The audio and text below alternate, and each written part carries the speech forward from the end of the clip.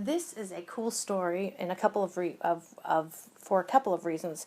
Here we have two scientists, a Danish scientist and an American scientist, that were independently looking at stuff about stars, information about stars that was kind of feeding into them.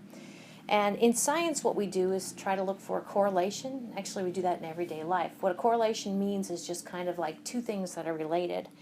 And so what they were looking at is the how much energy the star was putting out, and actually they got the luminosity from the absolute magnitude. So remember, this is the M over here, like how bright it is if it was 10 parsecs from us. So they looked at that characteristic of the star, and then they also looked at the surface temperature of the star, and they prepared what's called a scatter plot. So they put them on this plot, and then they looked for trends or groupings, and they came up with what is called HR, which stands for the two scientists, Herzspring Russle diagram for stars. So notice the way the HR diagram is we have increasing luminosity here, and we have decreasing temperature going, let's see, how do I want to say this? I'll just go like this. Decreasing temperature as you go from left to right across the x-axis. Decreasing temperature. Okay. So I'm like, now why didn't they make it increasing temperature? I don't know, just because they didn't.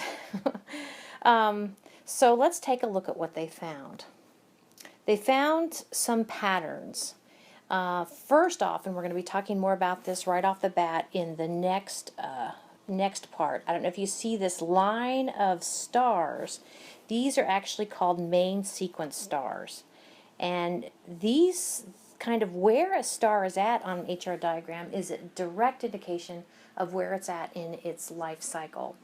Main sequence is definitely the longest part of a star's life. Our sun is in its what we call main sequence part of its life.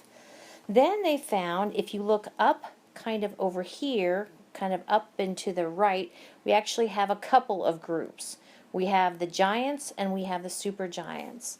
So giants and supergiants are where a star has left the first major part of its life, and actually after a star it leaves the main sequence part of its cycle, then it is on its way out. Okay, so giants and supergiants are kind of on their way out.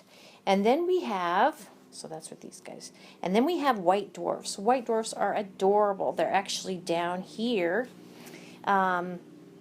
So right off the bat, if we pick on white dwarfs, what can we say about them? Well, with regard to luminosity, they're relatively low, and with regard to temperature, they're relatively hot. So white dwarfs, actually, we're going to see here in a minute, these are what we call retired stars. Retired stars.